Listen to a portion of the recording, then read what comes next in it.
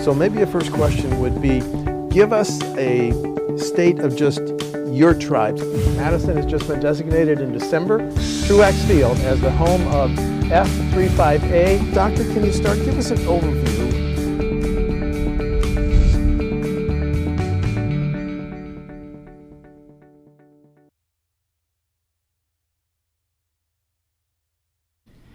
On Thursday, Governor Tony Evers will recommend spending a record $8 billion on K-12 public schools when he gives lawmakers his proposed 2019-2021 budget.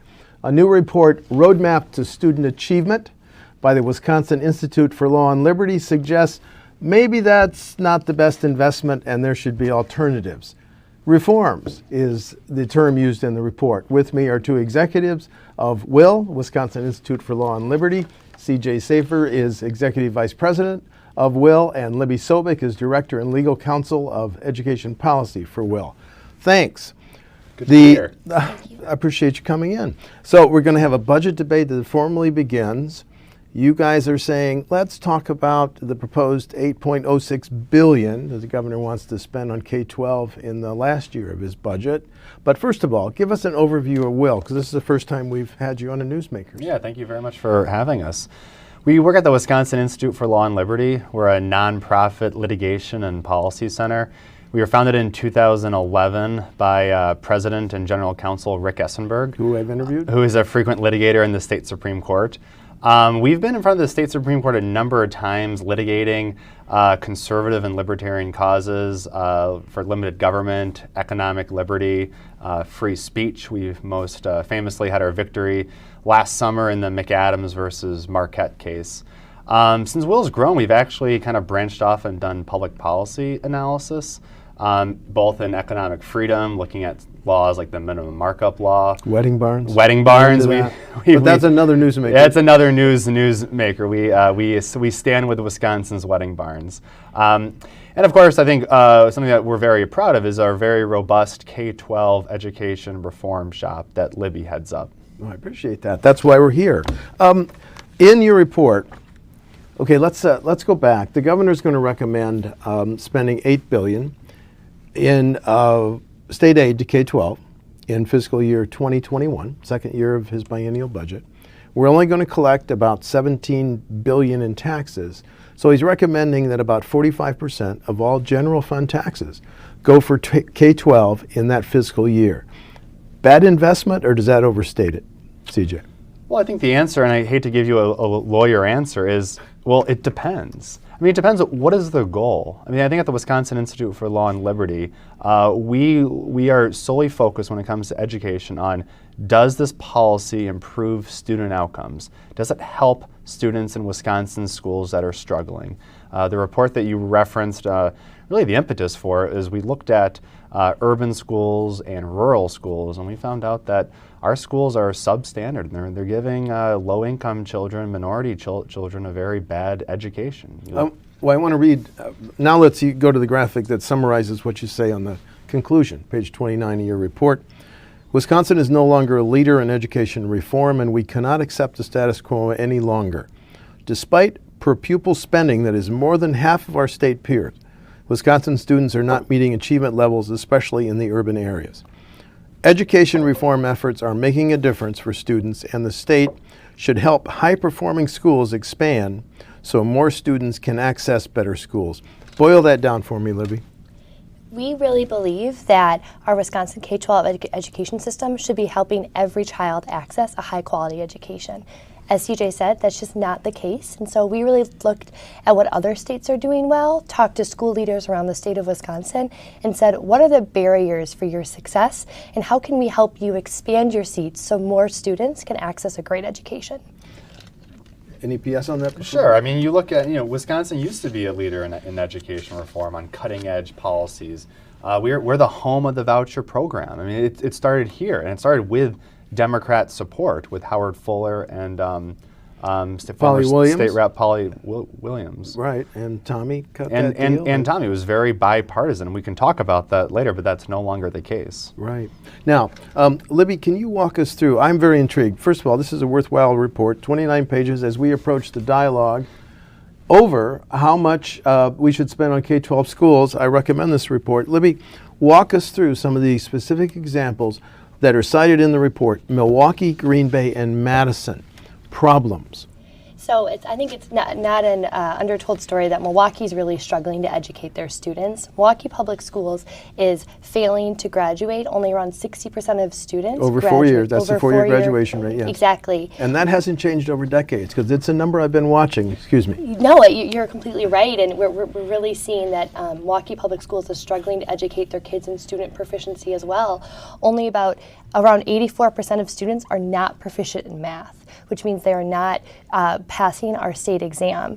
But when you look at other urban areas around the state, we are unfortunately seeing similar numbers. So in Green Bay, for example, only under 20% of low-income students are proficient in English on our state exam. And Madison is just as horrible, actually. Around 14% of low-income students are proficient in English. And I just think that people don't really understand that our other urban areas around the state are truly struggling to educate our students. CJ, your report calls MPS, and I want to use the right term, a black hole for reform. Yet choice started there in the Tommy Polly Williams Howard Fuller era. Still a black hole. Why? Well, it gets into politics, sadly. You look at, there are a number of very high-performing private schools in the voucher program. And in the voucher program in Milwaukee, about 28,000 students are on a voucher. They're low income, predominantly minority, and they can basically use a taxpayer-funded voucher to attend a private school of their choosing. Yeah, a number of these schools are high-performing, and yet Milwaukee Public Schools doesn't learn from them. They don't innovate.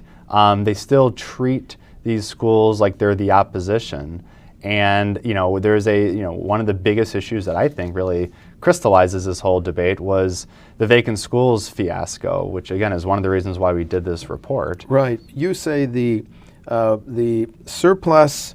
What's the formal name of the act? The Surplus Property. Surplus Property Act has not worked and needs to be enforced. Right. You say there's 1 million square feet of unoccupied potential classroom space owned by MPS that they are not giving up to some charter choice schools? Well, to your viewers, it'll be common sense, right? You think about Milwaukee Public Schools, you think about the population decline in Milwaukee, coupled with the growth of school choice of charters and voucher schools. MPS went from 100,000 students to about 70,000. So when those 30,000 students left, they created empty space. They created empty classrooms. They created buildings that just sit empty. And we've analyzed this about every year for the last 5 years. Most recently, we looked at it, and MPS has about 45 buildings that sit vacant or underutilized. And under the surplus property law that you referenced, Choice and Charter have the opportunity to buy those buildings because they want to expand and educate more students. Have none of them been bought? None of them have been Score bought. zero? And we're not saying giving the buildings away. We're saying buying them with money that would have to, by law, be reinvested into Milwaukee Public Schools. So it's one of those things that's a win-win-win-win for everybody, because right now taxpayers are on the hook, and we've calculated $10 million taxpayers have spent to keep lights on these empty buildings. It's completely nonsensical, especially when you look at schools like St. Marcus Lutheran Schools, which is a private voucher school that educates around 90% minority students, 90% low-income students. They wanted to expand, and they went to Mayor Barrett in the city of Milwaukee and MPS and said, we'll give you $1 million for a building that's just sitting completely empty.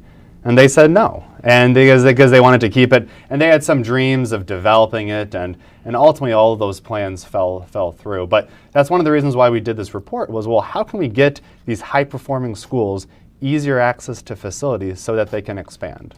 But when WisconsinEye covers the state assembly, I often hear the Democrats say, well, but there's this example of a choice school that the owners closed in the middle of the year and left town, went to Florida. Yet you say choice schools work better than most MPS schools generally? Well, I say on average, right? And for that, I'm making that claim based on DPI data from the State Department of Public Instruction, which is, oh, by the way, Tony Evers used to run that, so it's his data. And I'm also saying that based on our data, on average, vouchers and independent charter schools perform better than their traditional Milwaukee public school peers. Okay. Go ahead. Well, Libby, I'm going to ask you, since you had a great deal to do with this report on Roadmap, about a statement on page 6. There is virtually nothing the state does to help high-performing charter and choice schools expand. Can you elaborate, please? When we look at what the state does for small businesses around the state of Wisconsin, the state puts policies in place that says, how can we help you be successful? How can we help you expand, hire more people? We think that same idea should be applied to our private and charter schools because they're some of the best in the state. As CJ just said, based on the state report card, on average, they're doing better. They are also serving a lot of children. Our parental choice program serves just under 40,000 kids around the state, and they're doing really well. And so we should be saying to those schools, what barriers are in place for helping you expand, and what can the state do to make it easier? Okay, perfect segue. What do you think is the biggest barrier that now prevents the expansion of our choice and charter programs, which you guys maintain offer, on balance, a better education? Well, we talked to a lot of school leaders about this exact question. What are the different ways that the state existing laws are really creating problems? One of the ways that we heard, which we were a little bit surprised because it's a small fix, but one of the ways is saying, how can we make it easier for schools to get payments more regularly? Mm-hmm. Right now, all schools, public schools included, get paid about 4 times a year from the state. But in practice, that means they get their first paycheck at the end of September and they get their last in May. Right. So they're going several months without any income, and during that time they're hiring teachers, they're starting their school year. And so for many school leaders, they said, if you can just give us more regular payments, we'd be able to have a better balancing of our books. We'd qualify for better loans as we want to expand and build more facilities. And we'd also be able to help our families and hopefully serve more children. So the current payment schedule gives them a cash flow problem? It does, because it creates this process where you're only getting paid 4 times a year, yet you're running your school 12 months a year. Okay. And there's also a recommendation for consistent enrollment periods. What's the issue there? So around the state, in our 3 programs, we have the Milwaukee Parental Choice Program, we have Racine, and we have Wisconsin. And all 3 of those programs actually have different enrollment windows. There's no standard? There's no standard. And Thank so you. if you're a family that's moving from Milwaukee to Racine, you now have to look up a different schedule to figure out if your child can even attend a school that they could have attended in Milwaukee. And we think that those are big barriers for schools because we want to make it as easy for families to access the school of their choice. And it also deals with the process of improving income verification. Why is that a big deal, CJ? Well, you look in Milwaukee, right? Are there different income standards for the Milwaukee Choice Program, Racine, and statewide? No, so we focus for that specifically on Milwaukee, and we look at it in the sense of there's something inherently unfair that in order to get a voucher to go to a private school, parents have to prove that they're poor. You can go to a public charter school, you can go to a traditional MPS school without having to prove your income. And for a lot of families, trying to get your W-2, trying to get your tax forms, trying to get your Social Security card, especially those in low-income areas and those that are low-income, modest means, is very difficult. And we think that streamlining the process to modernize it, looking at other states like Florida, where you can do easier online application into the voucher program because the state has a lot of this data to begin with, really just makes sense, and really it helps parents just a little bit. And also it helps school leaders that want to enroll those students. Let's move on to another area where you see the potential for change or reforms. Expand access to capital for charter and private schools.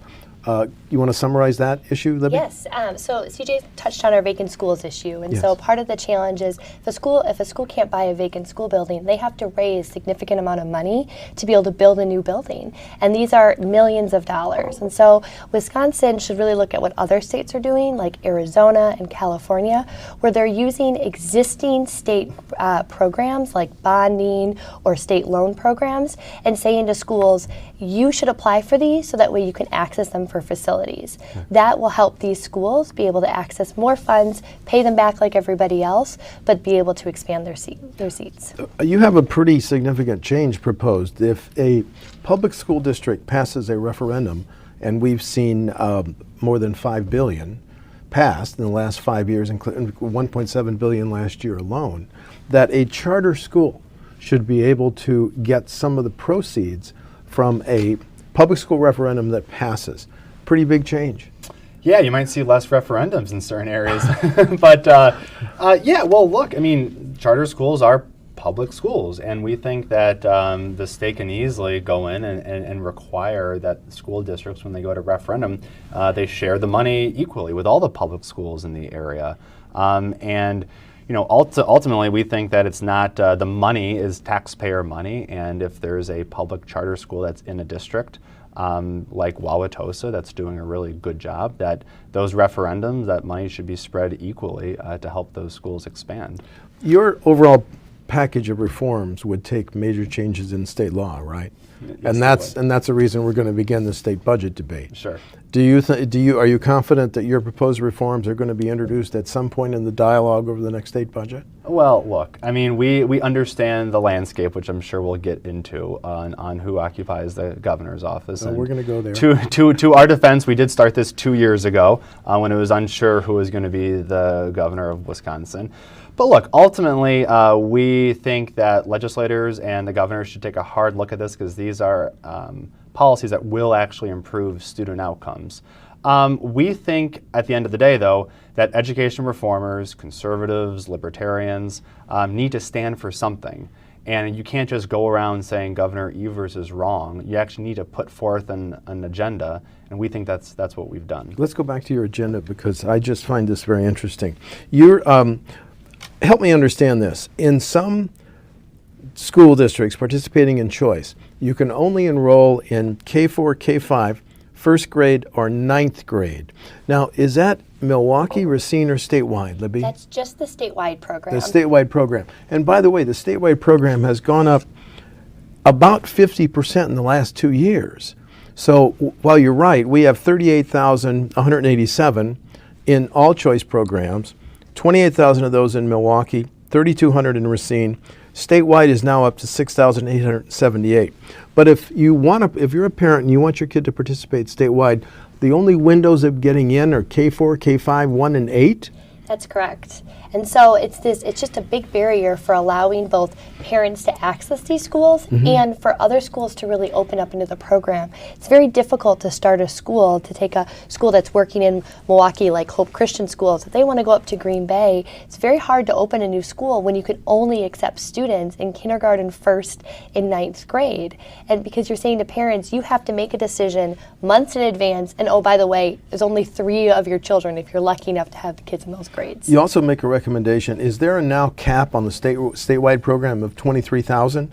Although that's going to go up by 1 percentage points. Right, so we're at 3% right now. It's 3% per district enrollment. So it's going to look different in Green Bay versus Appleton versus Eau Claire. And that's also set to go up by law, 1% every year. We think the state should encourage and just lift that cap, because there's a demand for this program, and we should be helping Wisconsin families access more schools. Right, because you say the current cap on the statewide program, 23,000, out of 766 potential students outside Milwaukee and Racine. Thank you. Okay, a couple more points I want to get into before we get into the political realities, especially what the governor announced yesterday. Special needs students. You're proposing to allow open enrollment for special needs students. Can you talk about that? Absolutely. So open enrollment is actually a different version of school choice in Wisconsin. It's public school choice. If you live in one public school district, you don't have to move to access another school district. You can participate in open enrollment and apply to send your kid to a different school district. But what we have found, and we actually sued the state over this, is that this program is discriminatory for children with special needs. The program as it stands right now allows a district to say, we're going to take 10 students in first grade, but we're going to take 0 students with special needs. And what's sort of crazy about that is they're making that decision before the parents are even applying, which means they're making a decision about how many students can access the program before they even know if they can accommodate them. We think that that's discriminatory under federal law towards students with disabilities, because a student could have an eyesight problem and just need to sit a little bit closer up in class, and she could fill a seat very easily, but under the current program, she's not allowed to. Well, CJ, the governor has said that that our state aid for special ed, frozen for 10 years, I think $338 million. He wants to increase that by $600 million. When the Wisconsin Policy Forum just comes out with a report saying about 1 in 7 of our all K-12 students have special needs, isn't that additional $600 million that the Governor Evers is going to recommend needed and justified because it's been frozen for 10 years? Mm-hmm. There could be value there. Look, we are not against spending on schools. Let's just be clear. What we're in favor of is smarter spending on schools. And if you're telling me that we underfund our special education, I have not read the Wisconsin Policy Forum report yet. No, it's just pointing out the numbers. Right, and look, I mean, then there could very well be reasons to spend more on special education. We also think, though, that special education, we can improve special education by opening up the open enrollment program, by expanding the special needs voucher program, which Governor Evers wants to actually roll back, because we think that special needs children deserve equal opportunity for school choice. I want to ask you about another statement that I find very interesting. Education savings accounts, quote, on page 23 of the report, are superior, actually it's on page 20, are superior to state vouchers. So would you like to scrap the voucher program entirely and go to ESAs, education savings accounts? I think it should be discussed. I think education savings accounts it's essentially school choice 2.0. How does that work? 2.0. So how it works is, think about everyone gets a voucher, and everyone gets the same amount of money. $1,500, $2,000. Let's call it $10,000. Let's call it the cost to educating a student. And instead of the schools getting it, it goes right to the parent. The parent essentially gets a savings account from the state, and they can spend that money however they see fit. What are the tax ramifications of that? Well, we haven't looked into the tax ramifications yet, because it's essentially it's public money. It's money from the state. Mm-hmm. The state would give it to the parents, and the parents can spend it. They can take some courses at private schools, some courses at charter schools, some courses at public schools.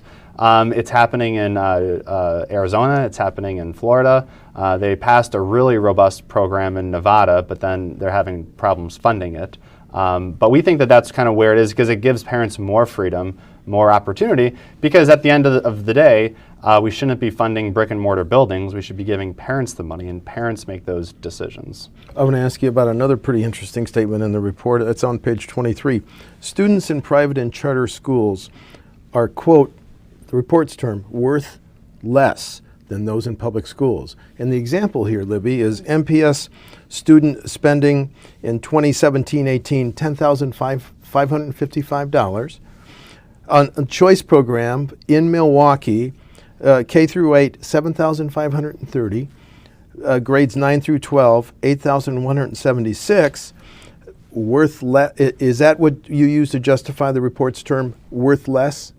Yes, we think that no matter where a student goes, she should be treated equally. Whether you're going to the traditional public school down the street, you're using a voucher, or you're attending a public charter school, the state should be funding you at the same amount of money. And in Wisconsin, that's just not the case.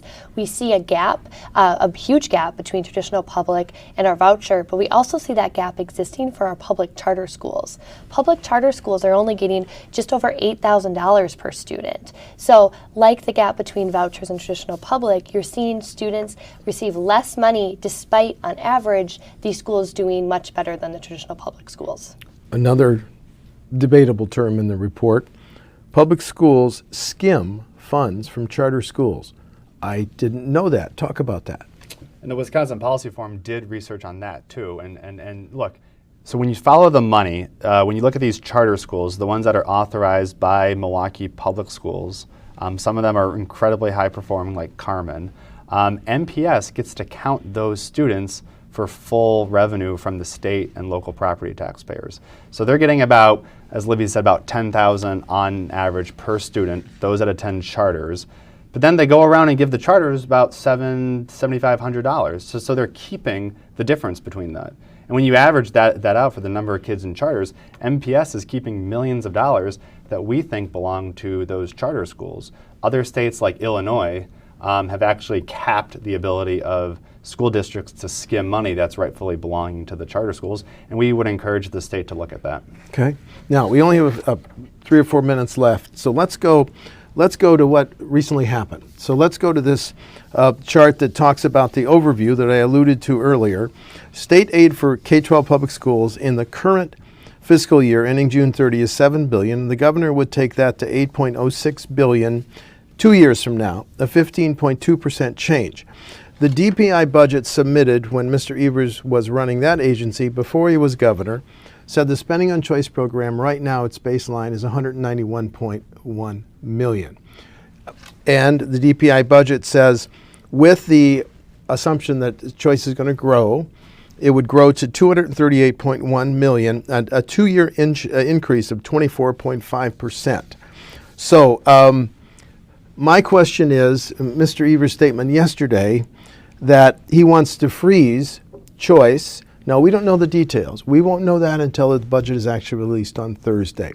But I'm taking freeze as meaning that he would keep it, choice spending, at the $191.1 million. What would that do to charter and private schools, CJ? Well, it would end those schools as we know it, right? Because you're freezing. You're continuing their baseline funding. End is a well, overstatement. The way I understand it, and that they will prohibit those schools from taking new students unless if those schools graduate students or something. Because it had the budget that I read yesterday that I think you're referring to says we're going to cap the voucher program until someone graduates and then there's another new one. But that just isn't understanding how the program works. I mean, that would say that you can't open up a new school because then where would you get those under the cap? You couldn't take on new students in the voucher program. So you're telling a school like Hope Christian Schools that for 7 straight years has had a graduation rate of 100% compared to MPS's, which is 60%, you can't expand. I mean, so you're basically freezing the program, whereas, we spent the last 20 minutes talking about how do we get these high-performing schools to grow. Mm-hmm. Governor Evers' budget does the exact opposite. It says we're not going to allow these high-performing schools to grow anymore. Then when you look at the statewide, it would be a huge deterrent for schools to enter the program. And then we haven't even talked about the public charter schools, the similar freeze. Yeah, he wants to put a freeze on new charter schools approved by local school districts, a freeze that would continue through 2023. Excuse me, go ahead. And we think it would have an equally disastrous effect because when you look at, let's take Madison for example, one of the highest racial achievement gaps in the country. And in Madison, 92% of the schools are traditional public schools. So we say we need more independent charter schools, and that's what the University of Wisconsin has been authorizing when you look at One City, which recently expanded. Under Governor Evers' budget, it prohibits the expansion of those types of independent charters, which in Milwaukee and urban areas all over the country are some of the highest performing and educate some of the most neediest students. Libby, I have this question. When you look at a map of where charter and choice schools are, it's favored from Green Bay down to La Crosse, and not too many choice schools are in the northern 1/3 of Wisconsin. So do we have a regional disparity in terms of this program? Well, I think it's due to a lot of the barriers we've been talking about this morning.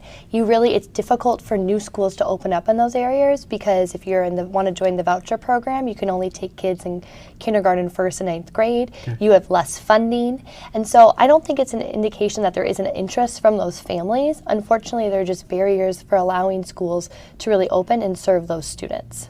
CJ, we're almost out of time. Do you have a ballpark estimate of what your reforms would cost? Is that available? No, we don't. That's something that we'll certainly look into. I think when you take a step back, and I think you kind of alluded to Governor Evers' budget, and you've alluded to the 15% increase, I think the $1.4 billion in spending. Yes. And again, we're in favor of smarter spending, and we actually put forth some policy proposals to help us understand how you make smarter spending. And I think we need more transparency so taxpayers journalists and think tankers can look at exactly where these dollars are going to educate kids in the classroom. So we do think there is a bipartisan conversation that can be had about where dollars are going and how we can replicate what's working. But right now it's so hard to tell that. And when we look at across-the-board spending increases, we think that studies have shown, and we have a study coming out tomorrow that will show just this, that there's not a very strong relationship between higher spending and better student outcomes. So when we look at what Governor Evers is proposing, we say, well, again, to bring it full circle, what's the goal of it? Is the goal to improve student outcomes and improve student achievement? We think the answer is no. Okay, final question to end the show this way. If your report recommends a number of reforms, if one of them and only one of them passes, which would be the most needed one, Libby?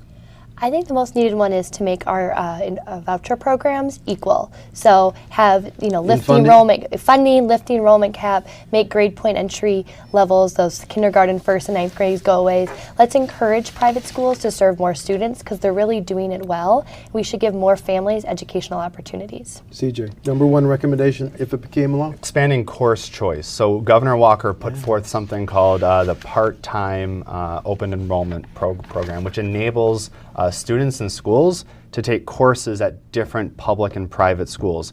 Everyone likes it. It's got approval across sector, but there's restrictions on it that prevent actual students from really taking advantage of it. Because I think at the end of the day, we should encourage students to take courses at any school.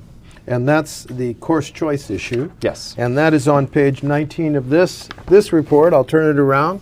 Roadmap to Student Achievement is a valuable document as legislators and governors and policymakers and think tanks debate funding for our K-12 schools, private, choice, and public over the next biennium.